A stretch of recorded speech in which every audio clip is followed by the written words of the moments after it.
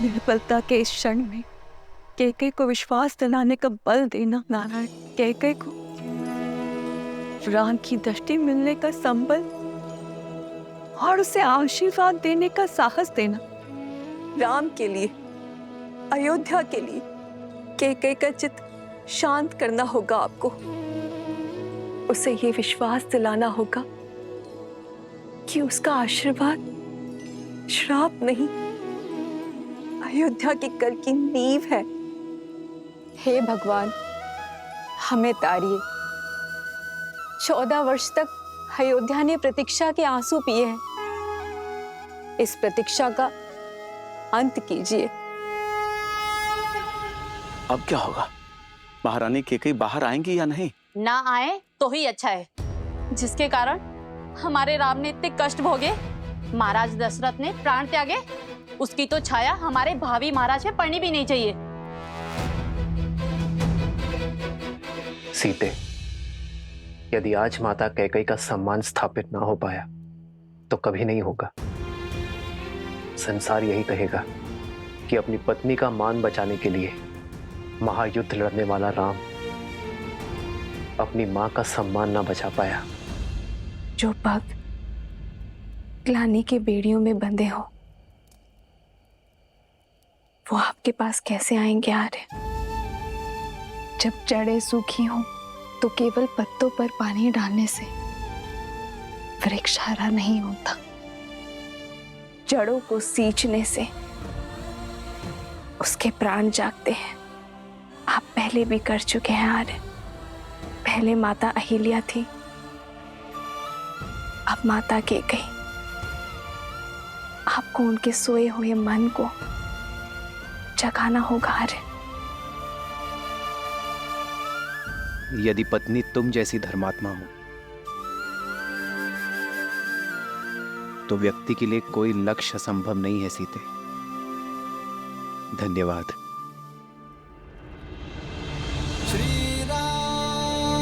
श्री राम राम राम श्री राम। महल के स्थान पर ये कहाँ चले गए श्री राम?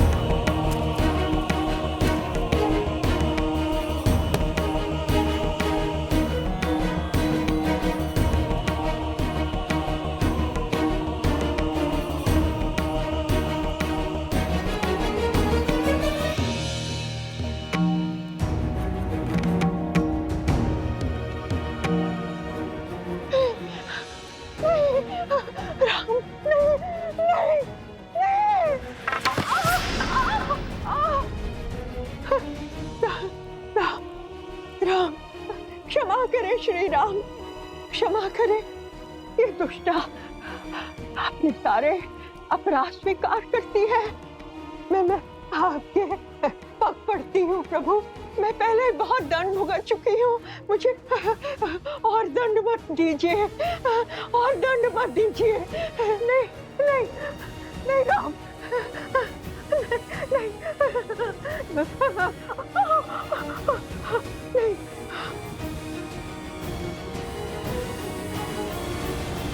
क्या श्री राम क्षमा करेंगे इसे? इतना करने के पश्चात तो रावण को भी क्षमा नहीं मिली थी। इसे तो जितना दंड मिले उतना कम है। यही तो थी जिसने महारानी कैकेयी के मन में अधर्म का, अन्याय का और ईर्ष्या का बीज बोया। प्रिय गणेश, माना कि मंथरा के बोल ही श्री राम के कष्टों का कारण बने, परंतु श्री राम ये बात भली भांति जानते हैं, क्षमा परमो धर्म, क्षमा ही सबसे बड़ा धर्म है। श्री राम रूपी ज्ञान की गंगा में गोते खाने के लिए सज्ज हो जाओ पुत्र। भय मार रहा हो, उसे और क्या दंड दिया जाए? आपका भय ही आपका दंड है मंत्रा। किंतु तुम यहाँ?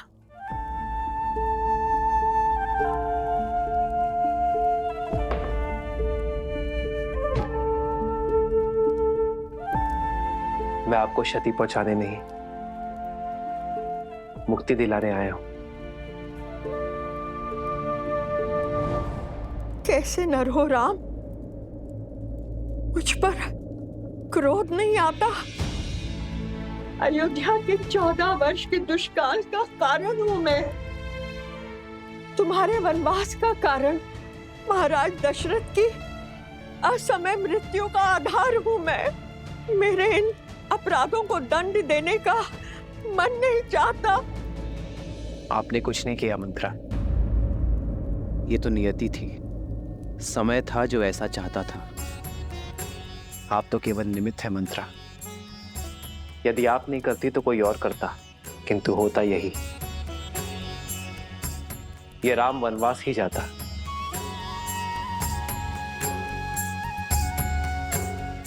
निमित्त बनने का दंड तो आप भोग चुकी हैं, अब बारी मुक्ति की है।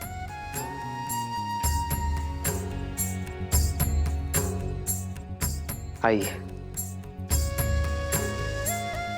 आइए मंत्रा।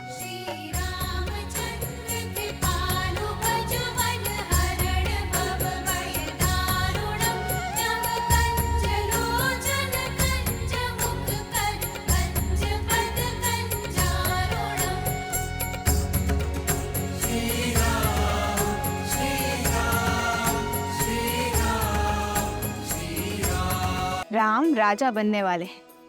यथा राजा तथा प्रजा।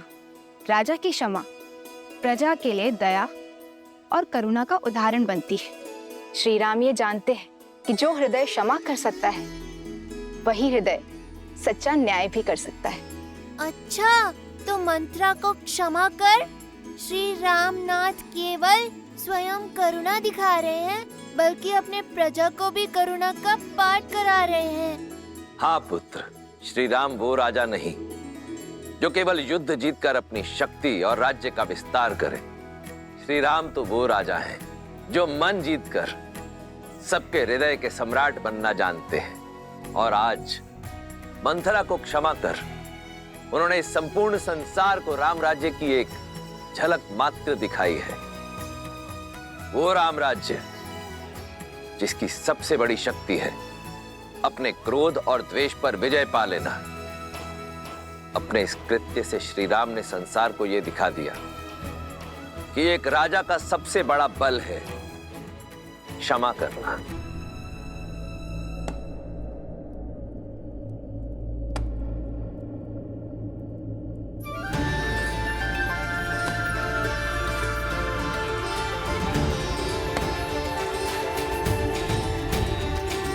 श्री रामचंद्र कृपालु भजु मन हरण भव भय दारुणम नव कंज लोचन कंज मुख कर कंज पद कंजारुणम कंदर्प गणित अमित छवि नव नीला नीरज सुंदरम पटपीत मानहु दड़ित रुचि सुचि नामि जनक सुतावरम।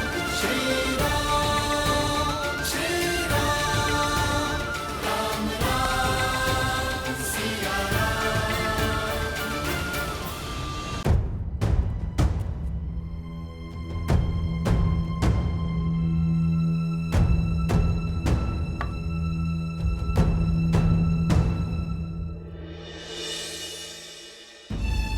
प्रणाम मंत्रा माँ।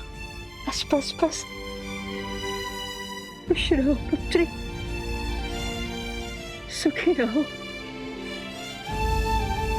जो प्रणाम करते हैं उन्हें आशीष दिया जाता है, और हमें आपसे केवल एक ही आशीष चाहिए माँ, कि हम अपने केकई माता के आशीष से वंचित न रहें। केकई माता को ग्लानि के भंवर से निकालकर हमारे सामने ले आइए माता। उनके संताप का अंत केवल आप ही कर सकती हैं, क्योंकि जब तक वो बाहर आकर हमारा गृह प्रवेश नहीं करेंगी, हम भीतर नहीं आएंगे। सीते, मैंने कैकई के मन में जो रामधुन रूपी अमृत को विष में बदल दिया है, उसे कैकई को अपने प्रिय पुत्र को वनवास भेजने के लिए विवश किया।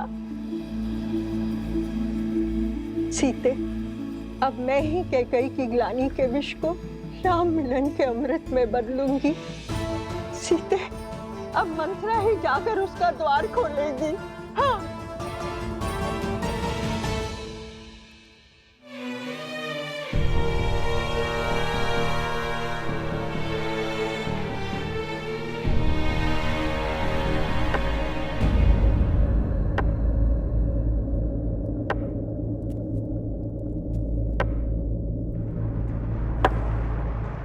रुक जाओ।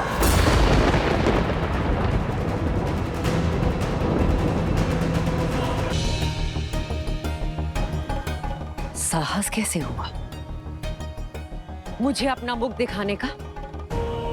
और तुम्हें मुक्त किसने किया?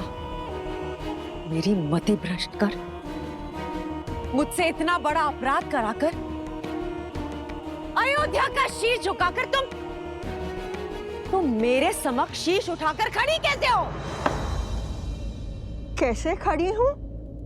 ये प्रश्न तब नहीं पूछा जब तुम्हारे बचपन से अपना घर, अपना परिवार, अपना संसार छोड़कर दिन रात केवल तुम्हें संभालने के लिए खड़ी हुई थी। कितनी अभागन हूं मैं, जिसे अपनी संतान की भांति पाला, वही मुझे अपराधन मांगती है, जिसे प्रेम की छांव में रखना चाहा, उसी के क्रोध का पात्र हूं मैं। कैकई, क्या भूल थी मेरी? ना मैं अयोध्या की पुत्री, ना बहू। कैकया से आई, किंतु तुम्हारी भांति अयोध्या की ना बन पाई। यही भूल थी ना मेरी। अपने राष्ट्र का प्रभाव, उसका मान बढ़ाना चाहा, उसकी शक्ति बढ़ानी चाहिए। यही थी मेरी भूल। ये सब केवल तुम्हारे लिए किया कैकई, केवल कैकई राज के लिए किया। परंतु इस राष्ट्र प्रेम का परिणाम क्या मिला? 14 वर्ष का कारावास।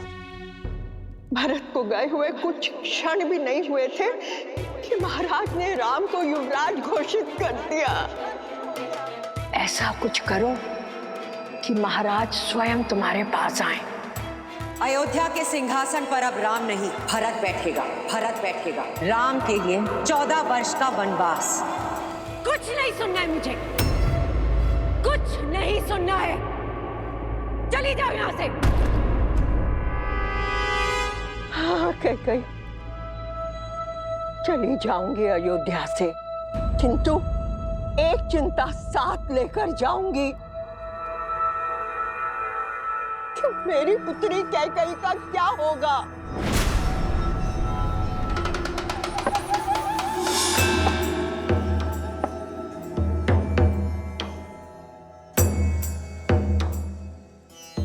लौट आया है राम। अब देखना कैसे उसके क्रोध की बेड़ियां तुम्हारी स्वतंत्रता को जकड़ती हैं।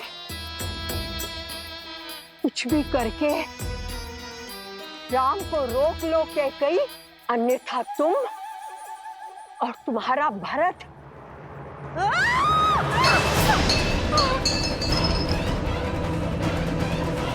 जिस पुत्र मोह और जिस संबंध के कारण तुमने मेरी स्वर्ग जैसी अयोध्या को नर्क बना दिया, आज उस संबंध को तोड़ता हूं मैं रघुकुल कुमार भरत तुम्हारा परित्याग करता हूं कैकई। पत्थर पर भी वर्षों तक जल पड़े तो उसका आकार बदल जाता है, किंतु तुम, इतने वर्षों में भी तुम्हारे भीतर का विष कम नहीं हुआ। तुम दंड की नहीं, श्राप की अधिकारिणी हो। मेरी स्वर्ग जैसी अयोध्या पर नरक की छाया हो तुम। नहीं। मेरे घर परिवार पे जो विष के मेघ बरसाए हैं तुमने, उसके लिए आज मैं कैकई तुम्हें श्राप देती हूँ कि आज से तुम्हारा नाम पाप, बुराई, अधर्म और अंधकार से ही जोड़ा जाएगा।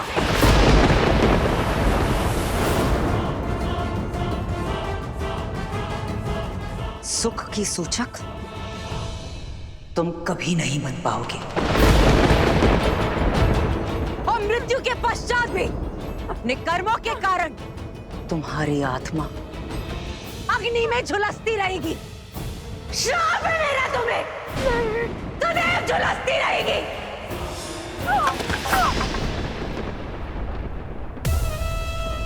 दासी हूं ना, जो स्वामी दे सर माथे पर। जाते जाते भी कैकेयी केवल तुम्हारे हित के बारे में सोचूंगी।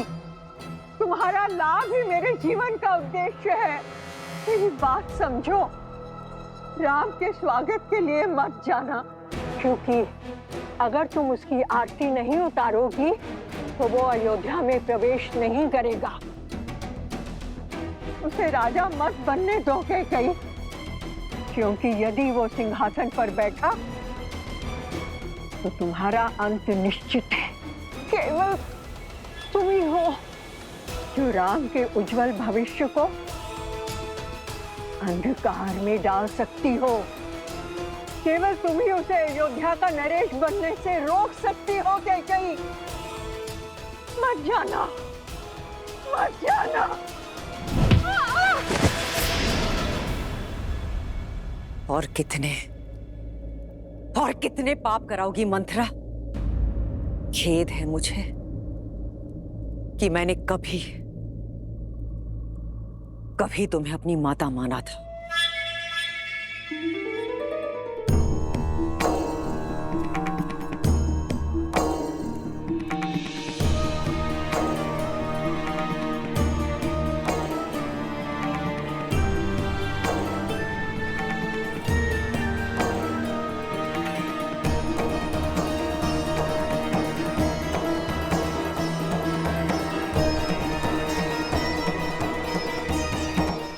कटुवाणी ने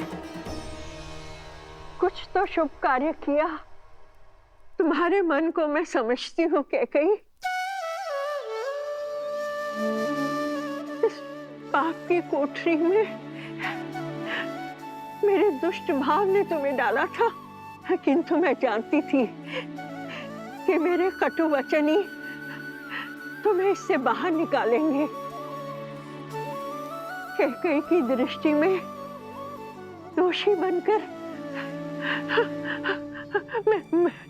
मैंने राम काज पूर्ण कर दिया। हे प्रभु, क्षमा तो दे चुके हो, अब दया दृष्टि दीजिए प्रभु। अपने चरणों में शरण दीजिए प्रभु, अपने चरणों में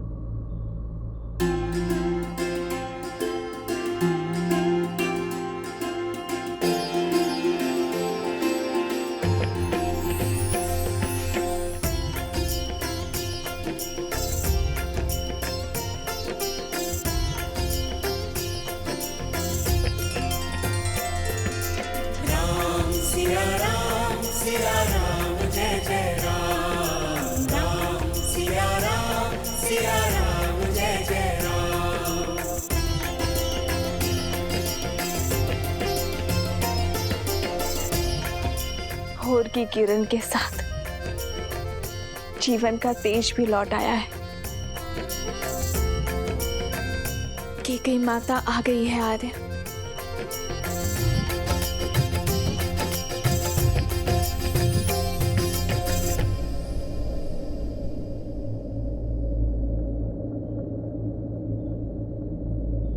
माँ,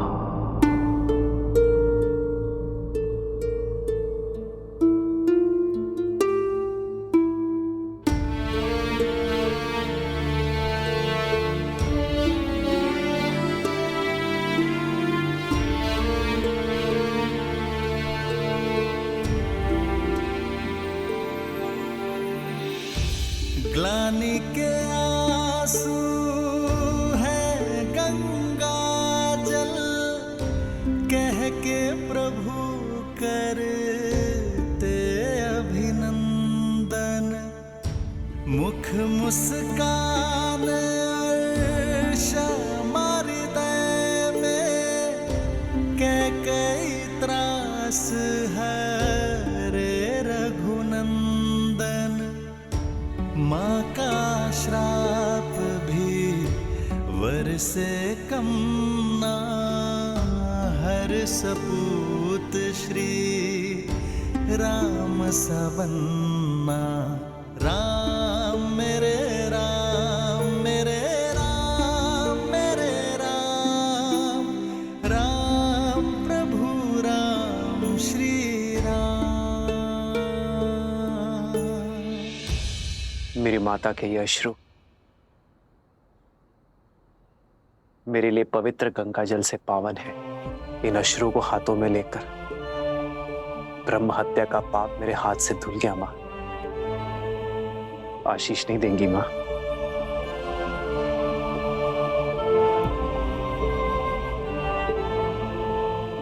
आयुष्मान भव।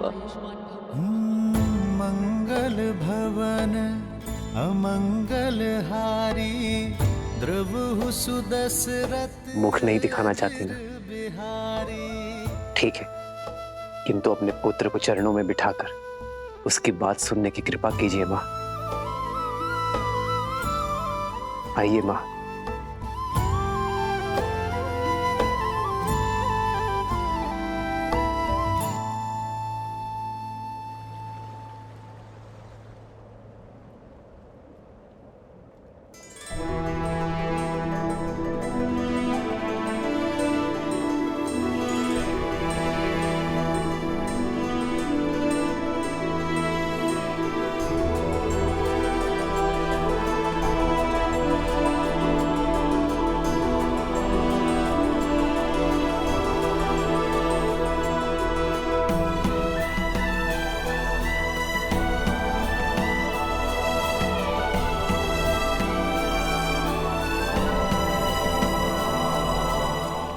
बैठिए माँ।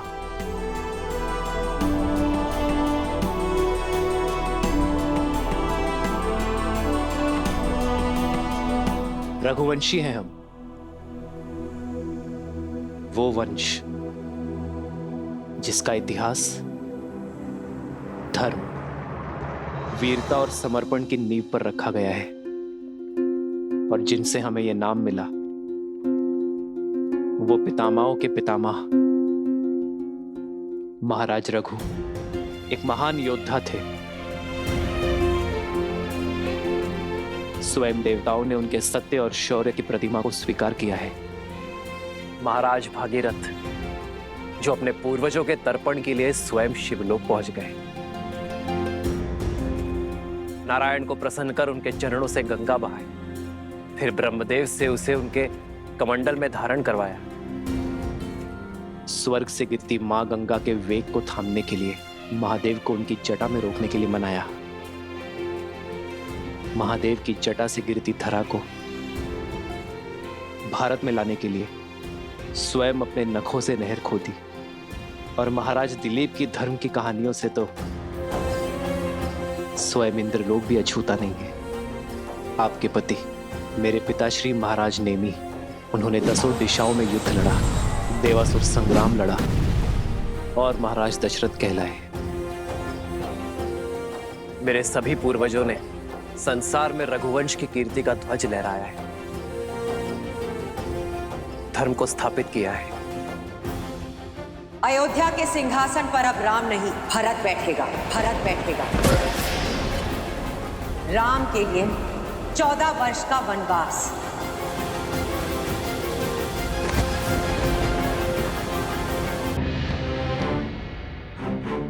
पर सोचिए मां, इतने प्रतापी योद्धाओं में से किसी ने दक्षिण की ओर प्रवास करने की इच्छा नहीं की, किसी ने वहां धर्म का ध्वज नहीं लहराया। वो अवसर मुझे मिला मां, मुझे, और वो अवसर मिला आपके कारण। यदि आप मुझे वन में ना भेजती तो रावण का अंत कैसे होता मां? संसार में मर्यादा और धर्म की स्थापना कैसे होती यदि आप ना होती? तो इतना बड़ा समाज, मेरे वानर वीर, रीछ, असुर, ये सभी धर्म और ज्ञान की गंगा से वंचित रह जाते मां। मां, यदि आप ना होती तो समस्त दक्षिण आज उत्तम धर्म का सुख नहीं भोग पाता मां। मां, आपका दिया ये वनवास समस्त आर्यवर्त के लिए वरदान बना। वो आप ही थी जिन्होंने महाराज दशरथ से लड़कर हम भाइयों को गुरुकुल भेजा। मां, वो आप ही थी जिन्होंने रावण का अंत और मर्यादा की स्थापना का आधार रखा। ये जो मेरे मित्र हैं, मेरे सहायक, मेरे वानर वीर, जिन्होंने मेरी रक्षा की, ये केवल मेरा राज्य अभिषेक देखने नहीं आए हैं मां, केवल यहां भोज खाने नहीं आए हैं। ये उस माता के दर्शन करने आए हैं जिन्होंने 14 वर्ष का एकाकीपन काटकर भी अपने पुत्र को समाज और धर्म की रक्षा के लिए भेजा। जिसे आप अपराध समझ रही हैं, वो मेरे वानर वीरों के लिए उद्धार बना। इतना घोर लांछन सहने पर भी आपने संसार में मर्यादा और धर्म की स्थापना में योगदान दिया है मां।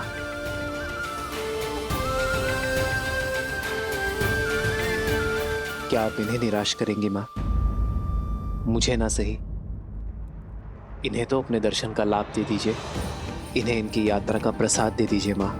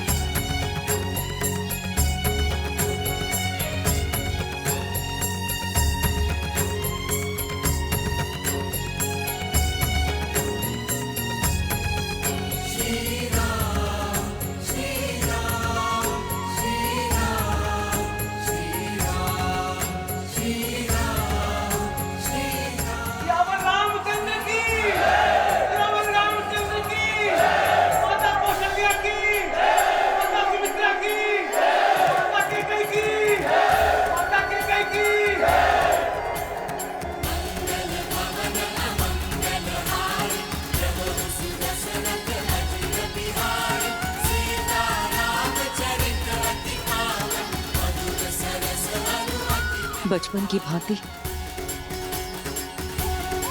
इस बार भी मुझे मना ही लिया तुमने।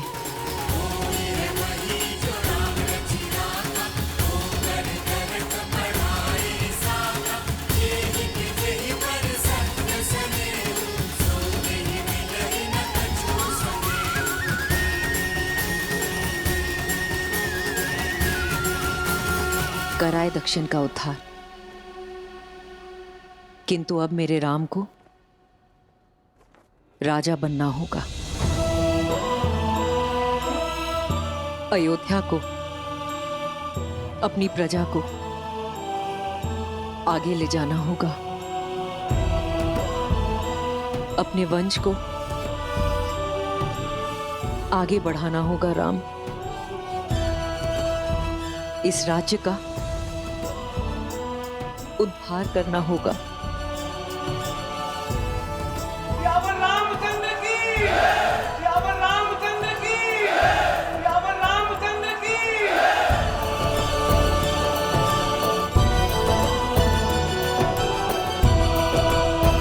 आज अयोध्या के मन से दुख के बादल छट गए और मेरा परिवार पूरा हो गया।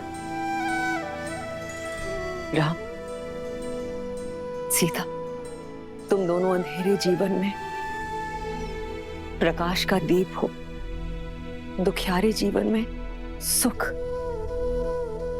और प्रीत हो। पुत्र की विजय पर माता का मुख उत्साह से दमकता है। आपकी आंखों में प्रसन्नता के अश्रु होने चाहिए माता। सत्य कहा तुमने सीता। मेरे कारण अयोध्या पर जो कलंक और ग्रहण लगा था, आज अयोध्या उससे मुक्त हुई है। ये अश्रु उसी की खुशी में। नहीं माता, आप ग्रहण नहीं, ईंधन है जिसने आपके प्रकाश को अयोध्या में ही नहीं पूरे संसार में प्रखर किया है।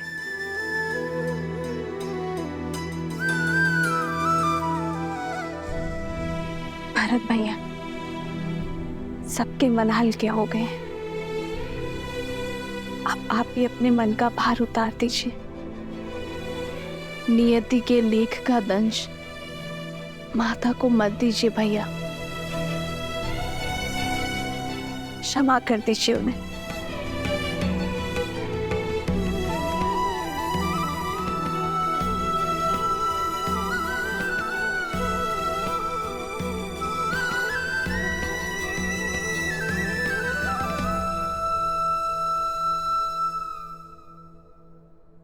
देखी परिवार प्रभु अति भावुक भाए, सब ही प्रेमा बस आरती गाए।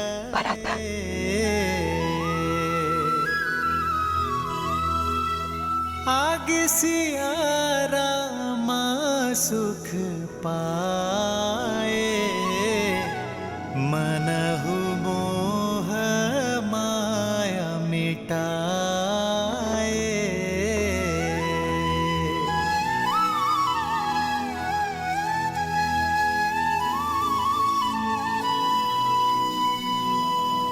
अयोध्या के प्रजाजनों, अयोध्या के कष्ट के मेघ छट चुके हैं। शीघ्र ही रघुकुल के दीपांकर महर्षि दशरथ जी के ज्येष्ठ पुत्र श्री रामचंद्र जी का राज्याभिषेक होगा। राज सिंहासन पर विराजमान होने की उत्तम तिथि एवं मुहूर्त शीघ्र घोषित होंगे और आप सब लोग उसमें आमंत्रित होंगे। श्री रामचंद्र जी के राज्याभिषेक की तैयारियों में जुट जाइए। रामचंद्र की, रामचंद्र की, रघुपति रामचंद्र की, रघुपति रामचंद्र की, माता सीता की, माता।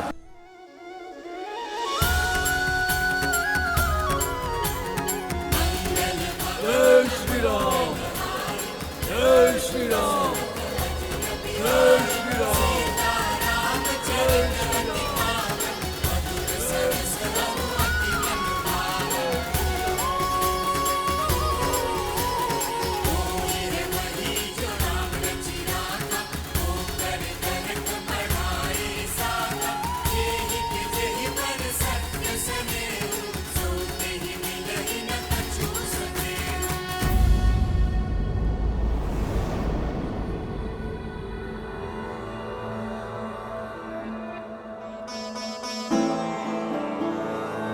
राम,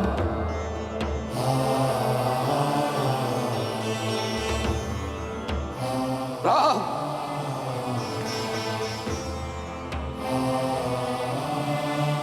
भरत आपके लिए कुछ भेंट लाया पिताश्री। मेरे पुत्र में इतनी अद्भुत प्रतिभा है, आशा करता हूं बाण भी उतने ही वेग से चलाते होंगे।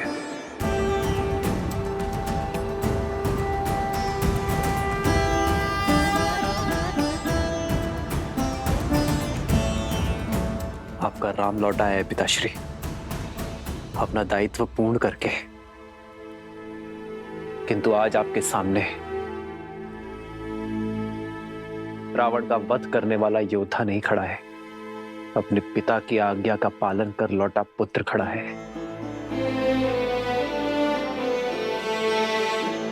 एक बार आपने कहा था कि पिता के आदेश केवल शब्द नहीं होते,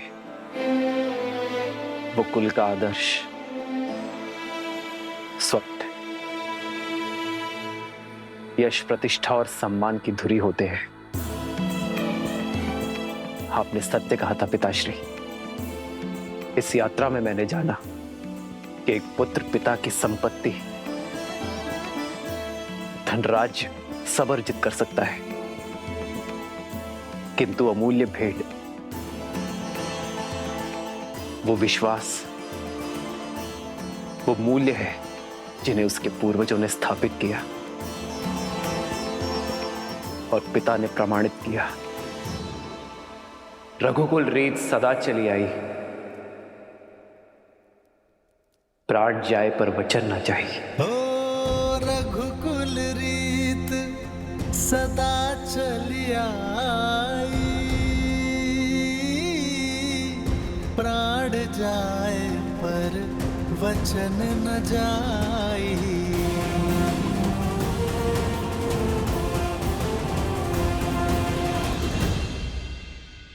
मित्र, इतना समय हम आपके साथ रहे, आप हमें जानते हैं और हम आपको। किष्किंधा वासियों के मन में इच्छा है कि हमें भी अयोध्या देखने का, जानने का सौभाग्य मिले। हाँ प्रभु, हम सबने अयोध्या के बारे में बहुत सुना है और अब प्रभु जानना चाहते हैं। अवश्य हनुमान, कुछ क्षण आप सभी विश्राम कर लीजिए, मैं स्वयं आप दोनों को अयोध्या भ्रमण के लिए ले जाऊंगा।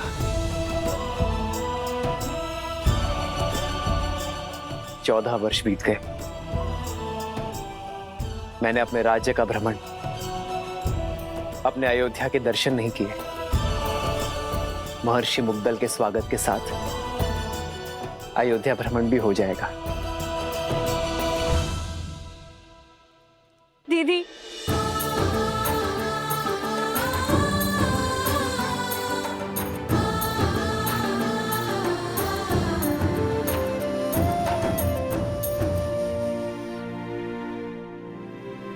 मुझे उर्मिला से मिलना है। कैसी है वो? कहाँ है वो? वो तो अब तक सोई हुई है, वर्षों से आंख नहीं खोली, अपने पति को दिए हुए वचन का पालन कर रही है।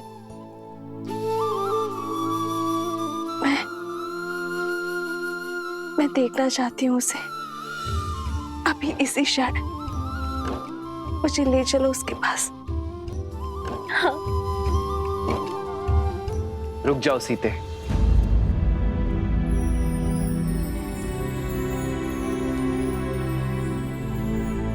उर्मिला का प्रण पूरा होना अभी शेष है सीते। उर्मिला अपनी निद्रा केवल लक्ष्मण की उपस्थिति में ही तोड़ सकती है। जाओ लक्ष्मण, और जाकर अपनी पत्नी से मिलो। तुम्हारे और उर्मिला के सम्मिलित प्रण के कारण ही मेरा और सीता का प्रण पूरा हो पाया है।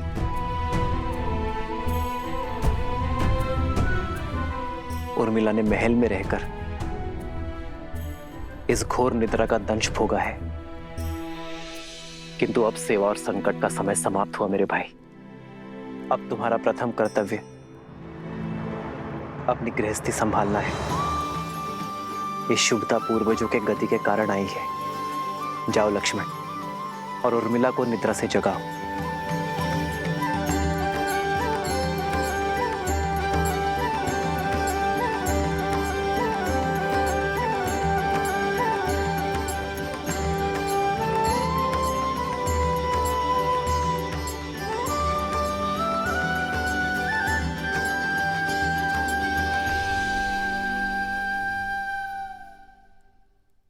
14 वर्ष तक मैं आपकी नींद लेती रहूंगी ताकि आप 14 वर्ष तक बिना सोए अपना धर्म निभा सके।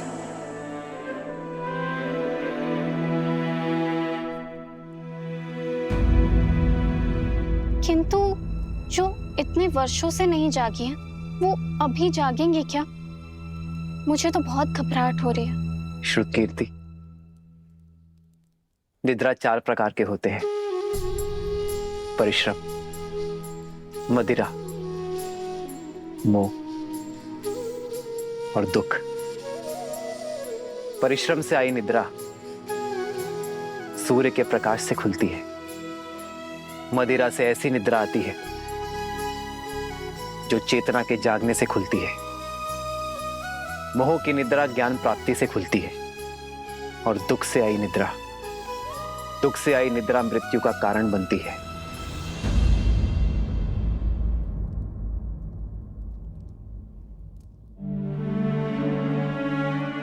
मैं जहां पर भी रहूं आर्य, मेरा मन सदैव आपके पास ही रहेगा। मेरी केवल एक ही इच्छा है आर्य, कि मैं जब भी अपनी आंखें खोलूं केवल आपको देखूं। उर्मिला, कैसी अभागन हूं मैं। मेरे लक्ष्मण और उर्मिला मेरे कर्मों का भुगतान कर रहे हैं। नहीं मां, उर्मिला की निद्रा कोई श्राप नहीं है। ये तो उसका तप है, प्रेम की शक्ति है। उर्मिला केवल अपनी निद्रा ही नहीं, लक्ष्मण की निद्रा भी ले रही है। ये तो निद्रा देवी का आशीर्वाद है लक्ष्मण और उर्मिला दोनों को।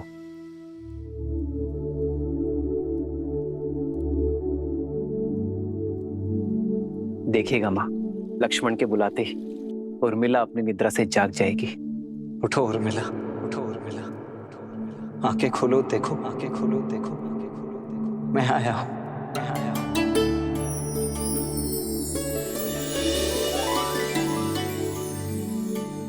आर्य, आप, हे महादेव, आपके वनवास के प्रस्थान का समय हो गया। आपके प्रस्थान हेतु सहायता करने के बजाय अपनी निद्रा पूरी कर रही थी। क्षमा कीजिए आर्य। कैसी क्षमा उर्मिला, अब किसी को कहीं नहीं जाना है। पर पिताश्री का वचन और राम भैया का प्रण पूरा हुआ उर्मिला। भैया का भी और तुम्हारा भी।